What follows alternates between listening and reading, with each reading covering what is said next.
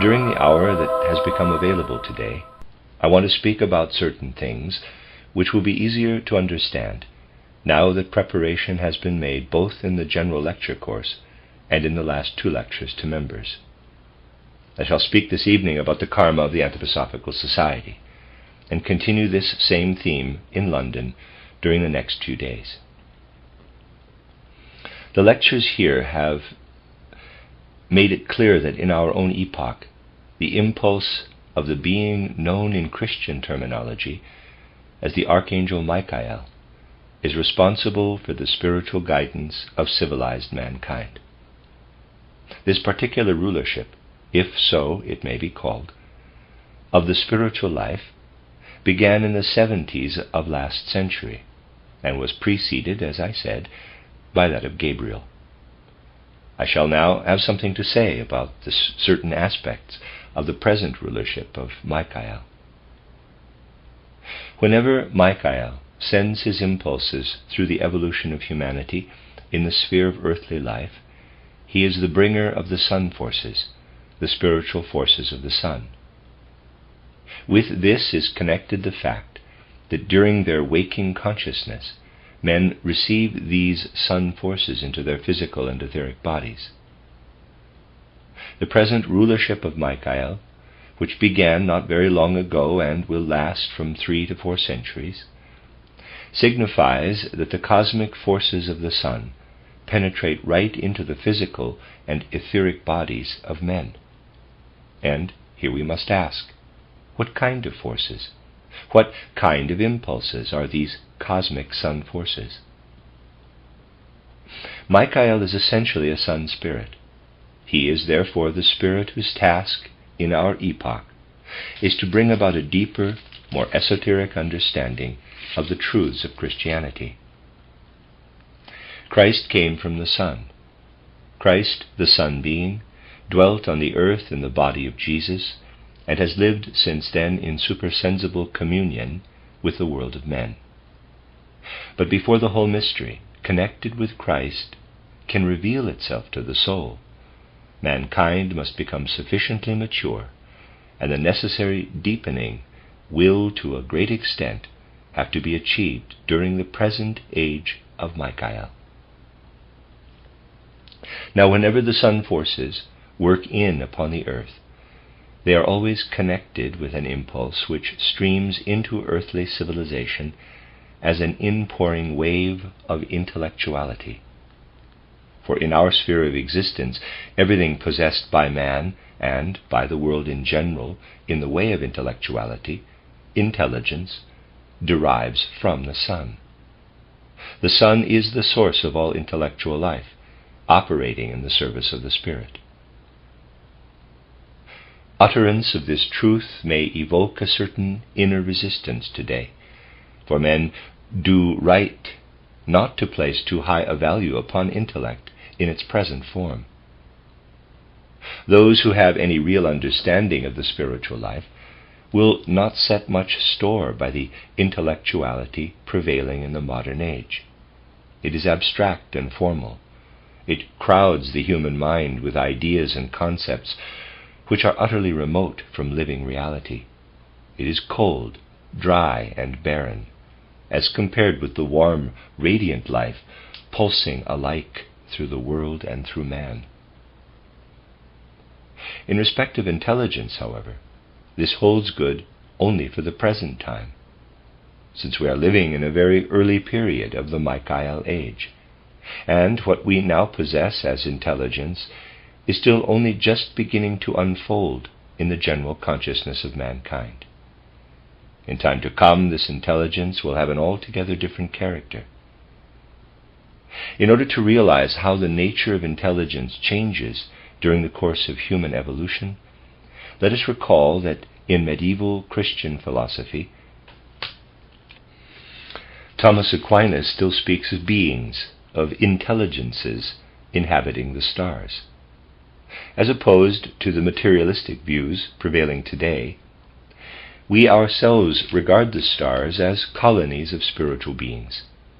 This seems strange and far-fetched to the ears of a modern man, who has not the remotest inkling that when he gazes at the stars, he is gazing at beings related in certain respects with his own life, and inhabiting the stars, just as we ourselves inhabit the earth. In the 13th century, Thomas Aquinas speaks of beings in the stars, although he assigns to each star a single being, in the sense that earthly humanity would be regarded as a single unit if the earth were being observed from some distant heavenly body. We ourselves know that the stars are to be conceived as colonies of beings in the cosmos. Thomas Aquinas does not speak of specific beings or numbers of beings inhabiting the stars, but when he refers to the intelligences of the stars, this authority of medieval Christian doctrine is continuing a tradition which at that time was already dying away. This is an indication that what is comprised today in the term intelligence was once something altogether different. In very ancient times, a man did not produce his thoughts from out of himself. When he thought about the things of the world, his thoughts were not the product of his own inner activity. The faculty of thinking, man's own activity in the forming of thoughts, has only fully unfolded since the 15th century, since the entry of the consciousness or spiritual soul into the evolution of humanity. In olden pre-Christian times, it would never have occurred to men to believe that they were producing their own thoughts out of themselves. They did not feel that they themselves were forming their thoughts, but rather that the thoughts were revealed to them from the things of the world. They felt intelligence is universal, cosmic. Intelligence is contained within the things of the world. The intelligence content, the thought content of things, is perceived, just as colors are perceived. The world is full of intelligence, pervaded everywhere by intelligence. In the course of his evolution, man has acquired a drop of the intelligence that is spread over the whole universe. Such was the conception in days of old. And so man was conscious all the time that his thoughts were revealed to him, inspired into him. He ascribed intelligence only to the universe, not to himself. Now, throughout the ages, the regent of this cosmic intelligence, which, like the light, streams over the whole world, has been the spirit known by the name of Michael. Michael is the ruler of the cosmic intelligence. But after the mystery of Golgotha, something of deep significance took place, in that Michael's dominion over the cosmic intelligence gradually fell away from him, fell from his grasp. Since the earth began, Michael has administered the cosmic intelligence.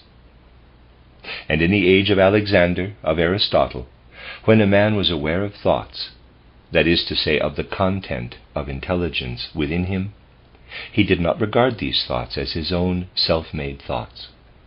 He felt that the thoughts were revealed to him through the Michael power, although in that pagan epoch this being was known by a different name.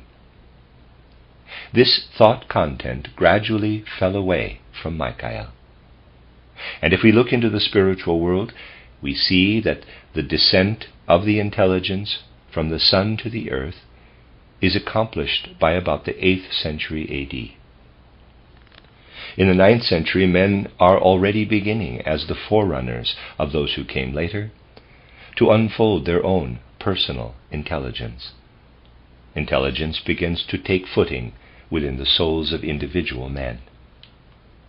And looking down from the sun to the earth, Michael and his hosts could say, "What we have administered through eons of time has fallen away from us, has streamed downward, and is now to be found within the souls of men on earth." Such was the mood and feeling prevailing in the Michael community on the sun. It was in the age of Alexander, and for a few centuries previously, that Michael had exercised his former earthly dominion. But at the time of the mystery of Golgotha, Michael and his own were in the sphere of the sun, and from there they witnessed the departure of Christ from the sun. They did not, as those who were below, witness his arrival among them on earth. Michael and his hosts witnessed the departure of Christ from the sun, and at the same time they saw that their dominion over the intelligence was gradually falling from their grasp. Thus, in the periods of evolution after the mystery of Golgotha, the course of development is as follows. Here we have the stream of spiritual heavenly life in red, and here the stream of earthly life in yellow. Christ comes to the earth, and lives henceforward in union with the earth. Until the 8th or 9th century, the intelligence is gradually sinking down to the earth, in green. Men begin to ascribe what they call knowledge, what they unfold in thoughts, to their own personal intelligence.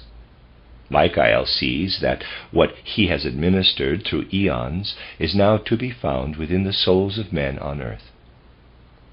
And in the Michael community it was realized. During our next rulership, it was to begin in the last third of the 19th century, when our impulses are again to pour through earthly civilization, it is on the earth that we shall have to seek for the intelligence which has descended from the heavens, in order that, in the hearts and in the souls of men, it may be possible for us again to administer what through eons we have administered from the sun, from the cosmos. And so at this time, the Michael community prepared itself to find again in the hearts of men that which had fallen from its grasp, that which, under the influence of the mystery of Golgotha, had also been taking the path, albeit a more gradual path, from the heavens to the earth. I will now indicate briefly how Michael and his hosts have striven in order that from this present Michael age onward they may once again take hold of the intelligence that fell away from them in the heavens. Michael, who has been striving from the sun for those on earth who perceive the spiritual in the cosmos, desires henceforward to establish his citadel in the hearts and in the souls of men on earth. This is to begin in our present age. Christianity is to be guided into a realm of deeper truths, inasmuch as understanding of Christ as a Son being is to arise within humanity through Michael, the Sun Spirit, who has always ruled over the intelligence, who can now no longer administer it in the cosmos, but desires in future time to administer it in and through the hearts of men. In seeking to discover the origin and source of intelligence, in whatever form it may be revealed, men turn today to the human head, because having descended from the heavens to the earth, the intelligence weaves within the soul and is made manifest inwardly through the head.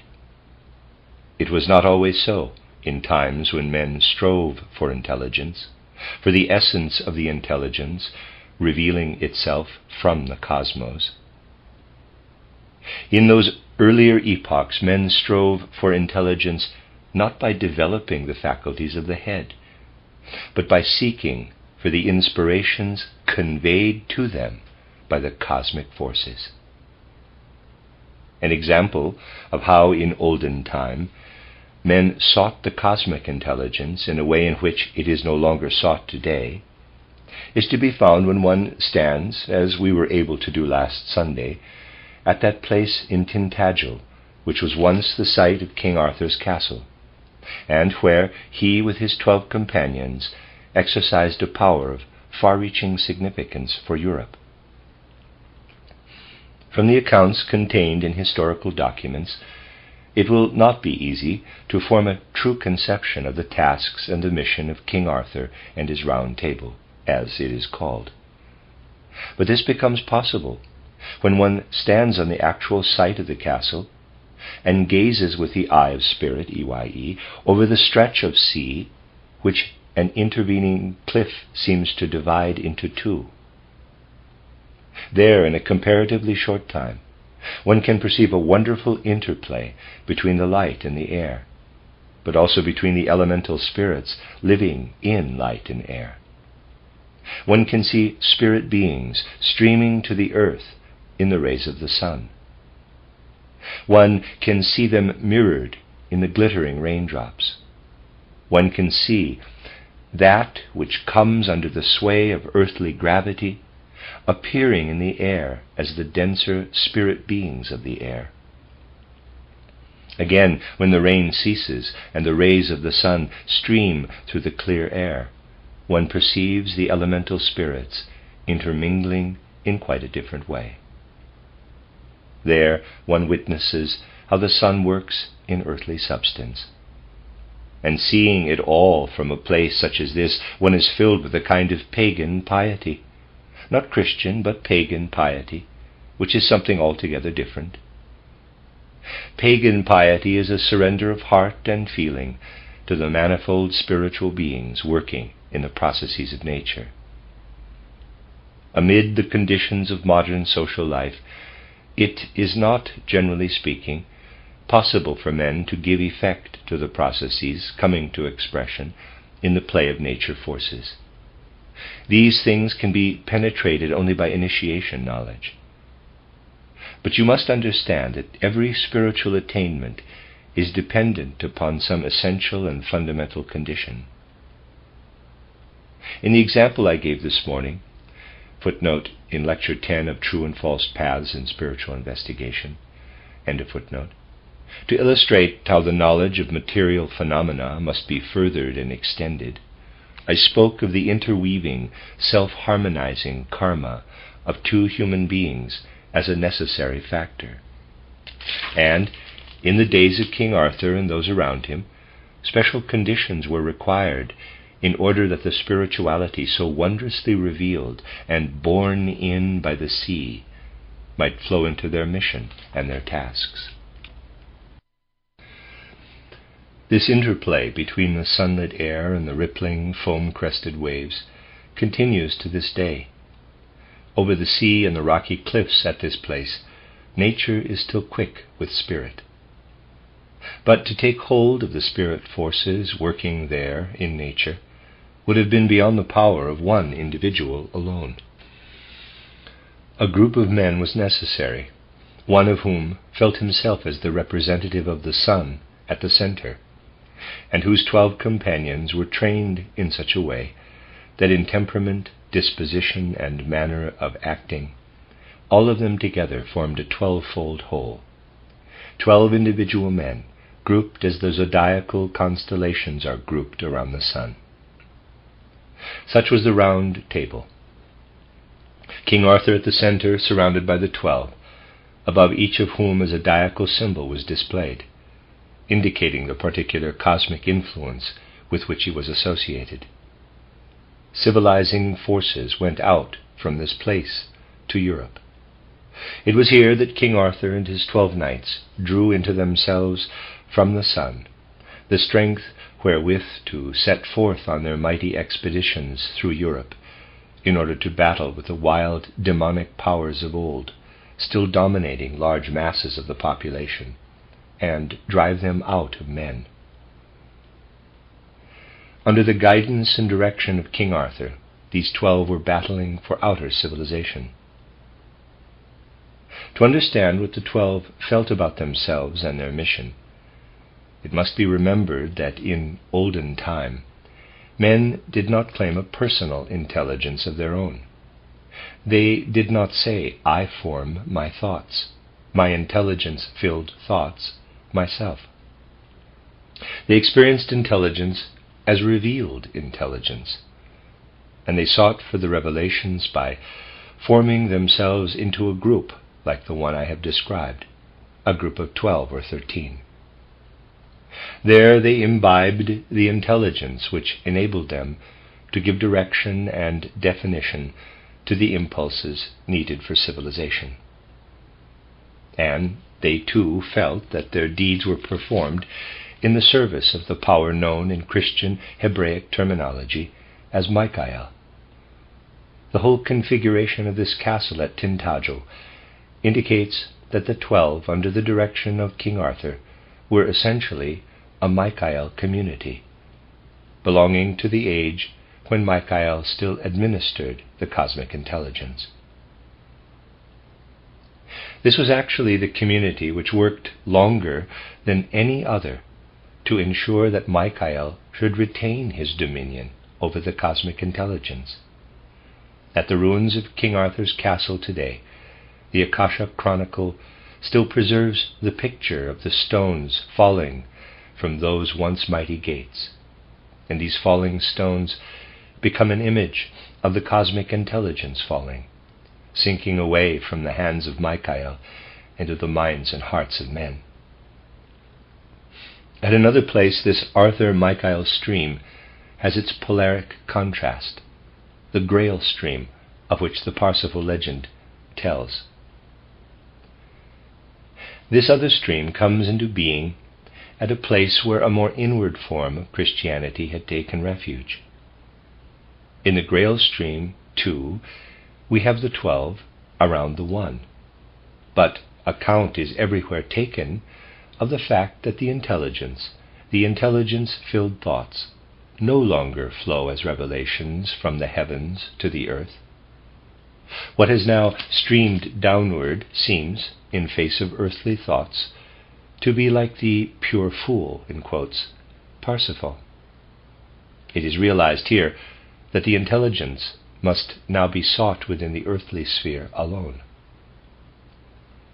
There in the north stands King Arthur's castle, where men still turn to the cosmic intelligence, and where they strive to instill the intelligence belonging to the universe into civilization on earth. And, further to the south, stands that other castle, the Grail castle, where the intelligence is no longer drawn from the heavens, but where it is realized that what is wisdom before men is foolishness before God, and what is wisdom before God is foolishness before men. The impulse proceeding from this other castle in the south strives to penetrate the intelligence that is now no longer the cosmic intelligence. And so in olden times, lasting on into the age when the mystery of Golgotha takes place over in Asia, we find in the Arthur stream the intense striving to ensure Michael's dominion over the intelligence, and in the Grail stream, going out from Spain, the striving in which account is taken of the fact that the intelligence must in future be found on earth, since it no longer flows down from the heavens. The import of what I have just described to you breathes through the whole legend of the Grail. Study of these two streams brings to light the great problem arising from the historical situation at that time. Men are confronted with the after-workings of the Arthur principle and the after-workings of the Grail principle.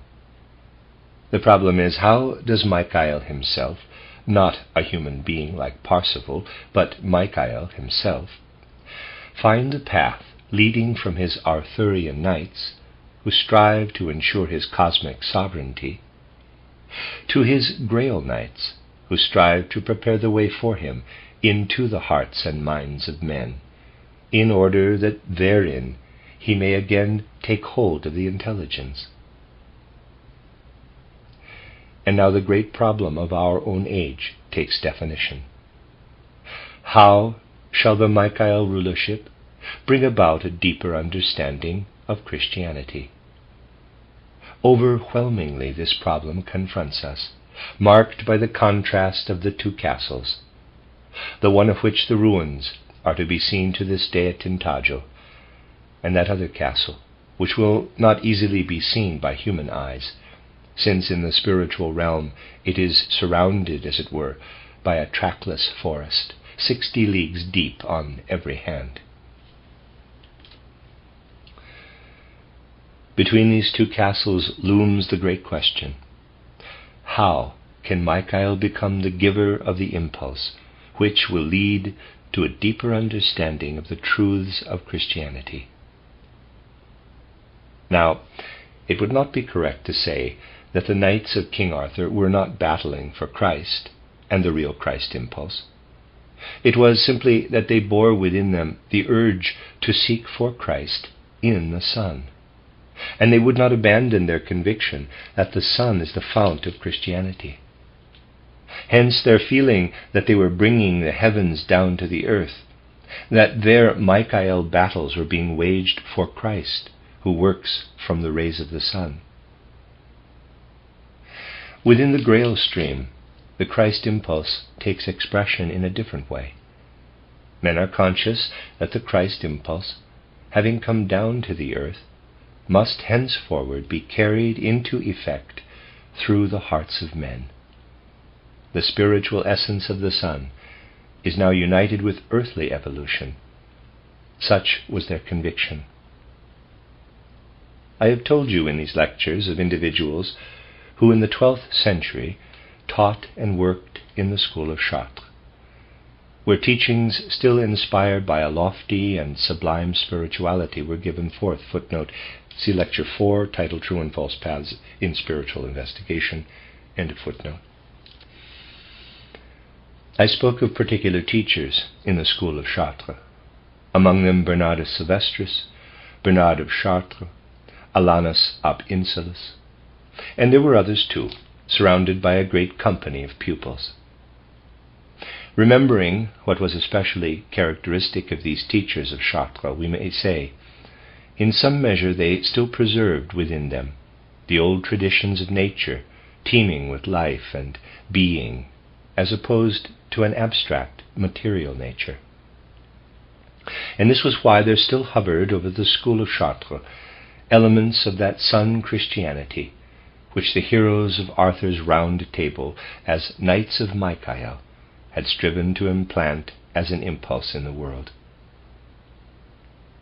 In a remarkable way, this school of Chartres stands midway between the Arthur principle in the north and the Grail principle in the south. And like shadows cast by the castle of King Arthur and the castle of the Grail, the supersensible, invisible impulses made their way, not so much into the actual content of the teachings, as into the whole attitude and mood of soul of the pupils, who gathered with glowing enthusiasm in the, in quotes, lecture halls, as we should say nowadays, of Chartres. These were times when in the Christianity presented by these teachers of Chartres, Christ was conceived as the sublime Sun Spirit, who had appeared in Jesus of Nazareth. So that when these men spoke of the Christ, they saw his impulse working on in earthly evolution, in the sense of the Grail conception. And at the same time they saw in him the downpouring impulse of the sun. What is revealed to spiritual observation as the essence, the keynote of the teachings given forth at Chartres, cannot be discovered today from surviving literary texts emanating from individual teachers in the school of Chartres. To the modern student, these writings seem scarcely more than glossaries of names. But in the brief sentences interspersed between the countless designations, names, definitions, those who read with spiritual penetration will discern the deep spirituality, the profound insight still possessed by these teachers of Chartres. Toward the end of the 12th century, they passed through the gate of death into the spiritual world. And there they came together with that other stream, which was also linked with the Michael age of ancient time, but in which full account was taken of the central truth of Christianity, namely, that the Christ impulse had come down from the heavens to the earth. In the spiritual world, the teachers of Chartres came into contact with all that the Aristotelians of old had been able, as a result of the expeditions of Alexander to Asia, to achieve in preparation for Christianity. But they also came together with Aristotle and Alexander themselves, who were then in the spiritual world. The impulse of which these two individualities were the bearers could not take effect on the earth at that time, because it counted upon an abandonment of the old nature-inspired Christianity that had still been reflected in the teachings of Chartres, where, as in Arthur's Round Table, a pagan Christianity, a pre-Christian Christianity, prevailed. In the days of the teachers of Chartres, it was not possible for the Aristotelians, for those who had established and promoted Alexandrianism, to be on the earth. Their time came a little later, from the 13th century onward. But in the intervening period, something of great significance took place. When the teachers of Chartres and those who were associated with them had passed through the gate of death into the spiritual world, they came together with souls who were preparing to descend to the physical world, and who were eventually led by their karma to the order paramountly connected with the cultivation of knowledge in the Aristotelian form, the order of the Dominicans. The men of Chartres came together with these other souls who were preparing to descend. Using trivial words of modern speech, I will now describe what then transpired. At the turning point of the 12th and 13th centuries, at the beginning of the 13th century, a kind of conference took place between the souls who had just arrived in the spiritual world and the souls who were about to descend. And the momentous agreement was reached that Sun Christianity, as expressed, for example, in the Grail principle and also in the teachings of Chartres, should now be united with Aristotelianism.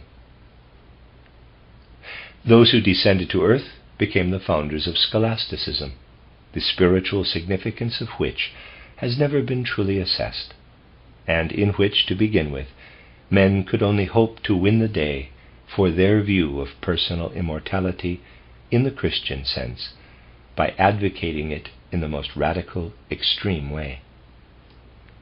The teachers of Chartres had laid less emphasis upon this principle of the personal immortality of man. They still inclined to the view that having passed through the gate of death, the soul returns to the bosom of the divinity. They spoke far less of personal, individual immortality than did the Dominican schoolmen. Many significant happenings were connected with what was here taking place. For example, when one of the schoolmen had come down from the spiritual world to work for the spread of Christianity in an Aristotelian form, he had not, to begin with, been able fully to grasp the essential import of the Grail principle. Karma had willed it so. And here lies the reason for the comparatively late appearance of Wolfram von Eschenbach's version of the Grail story. Another soul who came down to the earth somewhat later than the first brought with him the impulse that was necessary, and within the Dominican order, deliberations took place between an older and a younger Dominican as to how Aristotelianism might be united with the Christianity which, inspired more by nature and the workings of nature, had prevailed in King Arthur's Round Table. Then the time came for those individualities who had been teachers in the Dominican order also to return to the spiritual world. And now the great agreement was reached under the leadership of Michael himself, who, looking down to the intelligence that was now on the earth, gathered his own around him, spiritual beings belonging to the supersensible worlds, a great host of elemental spirits, and many, many discarnate human souls who were longing for a renewal of Christianity. It was too early yet for this to take effect in the physical world, But a great and mighty supersensible school was instituted under the leadership of Michael, embracing all those souls in whom the impulses of paganism still echoed on, but who were nevertheless longing for Christianity, and those souls who had already lived on the earth during the early centuries of Christendom, and who bore Christianity within them in the form it had then assumed. A Michael host gathered together in supersensible realms, receiving in the spiritual world the teachings which had been imparted by the Michael teachers in the old Alexander time, in the time of the Grail tradition, and which had also taken effect in impulses like that going out from Arthur's Round Table. Christian souls of every type and quality felt drawn to this Michael community, where, on the one side, deeply significant teaching was imparted concerning the ancient mysteries and the spiritual impulses at work in olden days, while, on the other, a vista was opened into the future, when in the last third of the 19th century, Michael would again be working on earth, and when all the teachings given forth in this heavenly school, under Michael's own leadership in the 15th and 16th centuries, were to be carried down to the earth. If you seek for the souls who gathered around this school of Michael at that time, preparing for the later period on earth, you will find among them very many who now feel the urge to come to the Anthroposophical movement.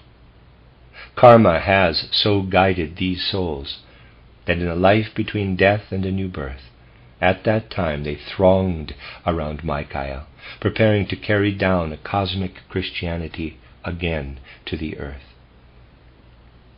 The fact that the karma of very many of the souls who have come into the Anthroposophical movement with real sincerity is connected with these preliminary conditions and antecedents makes the Anthroposophical movement into the true Michael movement, the movement that is predestined to bring about the renewal of Christianity.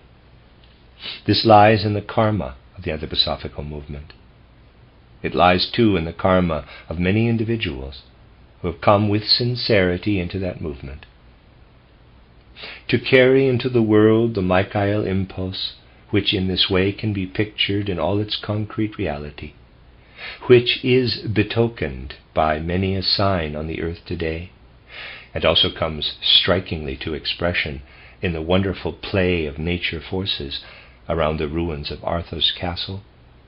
This is the task of the Anthroposophical movement in a very special sense. For in the course of the centuries, the Michael impulse must find its way into the world of men if civilization is not to perish from the earth. This was what I wanted to inscribe in your hearts in the lecture, for which time was fortunately available today.